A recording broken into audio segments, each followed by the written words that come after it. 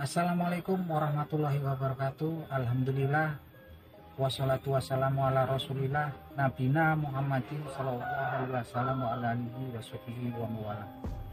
Wa qala Allah ta'ala fil Qur'anil Karim, ya ayyuhalladzina amanu taqullah wal takum nafsum ma qaddamat liqad wa taqullah innallaha khabirum bima ta'malun.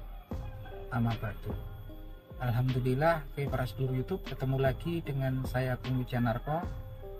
Para sedulur, seperti biasa saya pengen ngajak para sedulur saya, teman-teman saya yang sudah subscribe dan join di kanal YouTube saya ini untuk ngobrol-ngobrol santai seputaran hal-hal yang bersifat religius. Para sedulur, jadi Nabi Muhammad SAW bersabda dalam sebuah hadis yang diriwayatkan oleh Imam Muslim rahimahullah sebagai berikut. Bismillahirrahmanirrahim.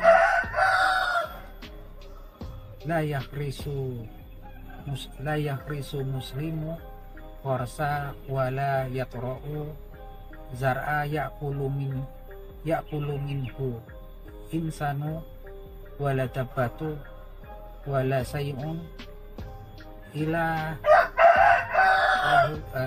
kana lahu sadaqah, yang artinya sebagai berikut: tidaklah seorang muslim itu menanam sebuah pohon ataupun tumbuhan gitu kan, kemudian berbuah dan kemudian buahnya dimakan oleh manusia, kemudian ataupun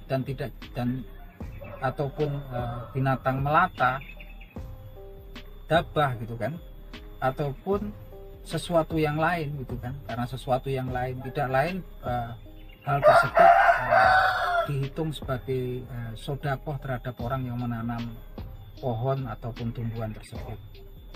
Nah teman-teman, kalau kita lihat daripada hadis ini gitu kan, kita mungkin sering mendengar tentang amal jariah gitu kan. Amal jariah itu amal yang dilakukan seseorang, dan ketika orang itu udah nggak ada, amal pahala daripada amal tersebut masih mengalir terus.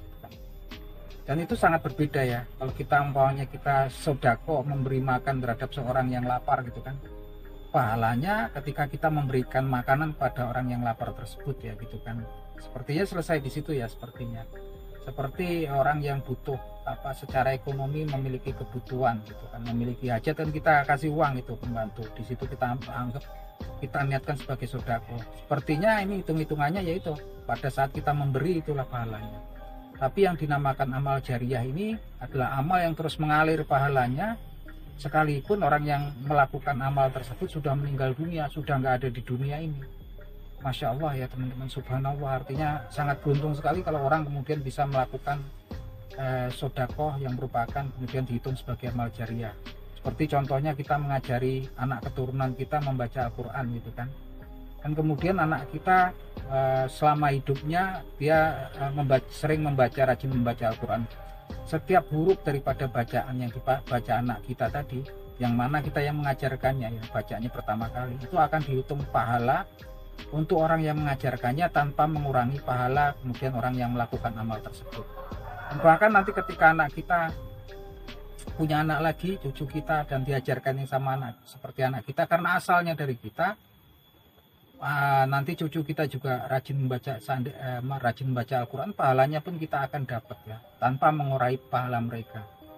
Dan ini di amal ya, tapi juga di kejahatan juga berbahaya. Jadi ternyata di kemungkaran juga ada, kalau kemudian kita membuat pabrik miras gitu kan, khamar gitu kan, kemudian mengajarkan orang bermain judi gitu kan, yang kemudian dia main judi terus, mengajarkan ke orang tentang gimana cara bermain judi yang baik, itu kan dosa semua. Dosanya pun bersifatnya juga jariah, artinya ketika orangnya meninggal pun, ketika yang diajari main judi tadi masih terus berjudi, dia akan mengalir dosanya ya pada orang yang mengajarkan pertama kali, tanpa kemudian mengurangi dosa pelakunya. Ini kan bahaya ya teman-teman. Oke, balik ini intermezzo aja ya. Tadi kalau kita fokus kita di sini adalah amal jariah. Dan ternyata ini ada sebuah amal jariah yang sebetulnya sepele ya kalau menurut kita, ringan. Jadi ketika seseorang menanam pohon ataupun tumbuhan, ternyata ketika pohon ataupun tumbuhan itu kemudian dimakan manusia ataupun binatang yang melata gitu kan, atau dimakan binatang ataupun sesuatu yang lain gitu kan, nggak lain sebetulnya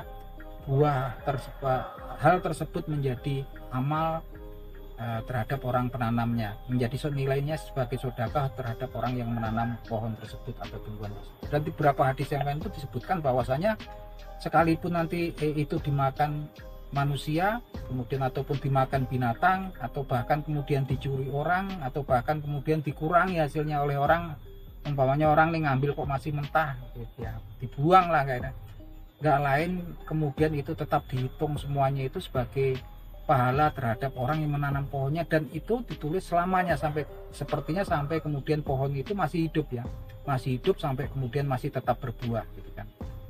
Ini subhanallah sekali ya, ini suatu amalan yang sebetulnya nilainya sangat luar biasa, karena ini termasuk amal jariah ya.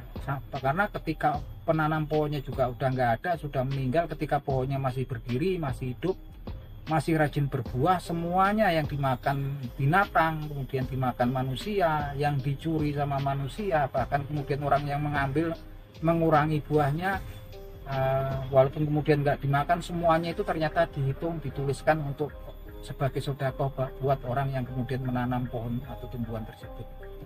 Ini masya Allah sekali ya, subhanallah ya mas, betul luar biasa. Dan ini sesuatu yang ringan, sesuatu yang sebetulnya nggak terlalu berat untuk kita lakukan kalau kita punya kebun ya teman-teman. Kebetulan saya juga hobi berkebun. Ketika ada kebun, dikala saat ini memang cuaca gelombang panas lagi melanda dunia, apa salahnya teman-teman beli bibit buah gitu kan, buah yang mungkin yang enak dimakan manusia lah, jambu atau apa gitu kan, cukup kita tanam gitu kan, dan dari hasilnya nanti kita bagi-bagikan ke orang, itu merupakan sedekah. Dan kalaupun kemudian ada kelelawar ataupun kalong yang memakan buah kita malam hari, nggak perlu kita resah ataupun gelisah, karena itu semua ditulis sebagai amalan sedekah untuk orang yang pertama kali menanamnya. Oke gitu teman-teman, semoga bermanfaat untuk kita semua. Akhir kata, wabillahi taufik wal hidayah. Wassalamualaikum warahmatullahi wabarakatuh.